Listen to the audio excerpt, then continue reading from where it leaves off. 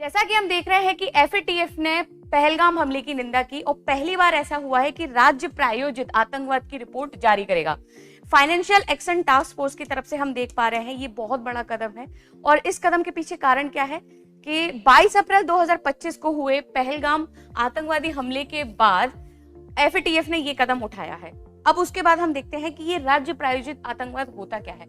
अगर कोई राष्ट्र किसी आतंकवादी संगठन को यदि किसी तरह का निवेश दे रहा है, यदि उसे हथियार प्रोवाइड करवा रहा है, या फिर हम ये देख सकते हैं कि किसी तरह की ट्रेनिंग दे रहा है, तो ऐसे देश को हम कहेंगे राज्य प्रायोजित आतंकवाद। ये क्यों हुआ है, ये किस तरह से हुआ है, ये हम सब जान चुके हैं। घटना के पीछे ये सारी बातें हो रही हैं। पहली बार ऐसा हुआ है कि एफएटीएफ ने किसी देश की इस तरह से खुलकर निंदा की है और कहीं ना कहीं पाकिस्तान को इस शिकंजे में कसा है कि अब कहीं ना कहीं पाकिस्तान को आतंकवादी गतिविधियों को समाप्त करना ही पड़ेगा।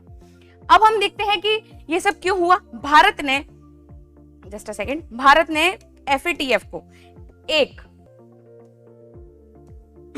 डोजियर दिया है। डोजियर मतलब होता है सबूतों वाला दस्तावेज, जिसमें कहीं ना कहीं पाकिस्तान के खिलाफ बहुत से ऐसे सबूत हैं जो बताते हैं कि पाकिस्तान आतंकवाद को फंडिंग दे रहा है। वही बात करें हम, और भारत ये मांग कर रहा है कि पाकिस्तान को ग्रे लिस्ट में डालना चाहिए।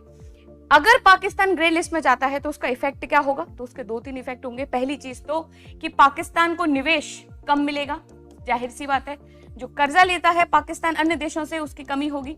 साथ ही साथ जो अवसंरचनाओं का निर्माण समझ लो या फिर किसी तरह का विकास जो पाकिस्तान में हो सकता है, उसकी कमी होगी। और एक सबसे जरूरी चीज जो हमारे सामने आ सकती है वो ये हो सकता है कि भारत के जो दावे हैं किसके खिलाफ, पाकिस्तान के खिलाफ, वो अंतरराष्ट्रीय स्तर पर और ज्यादा मजबूत होंगे। ठीक है, तो ये जो गतिविधियां हैं ये कहीं ना कहीं जरूरी है किस पर, आतंकवाद को रोकने के लिए। और ये हम कह सकते हैं कि आगे आने वाले समय में ये सिर्फ एक चेतावनी मानी जा सकती है। चेतावनी कैसी?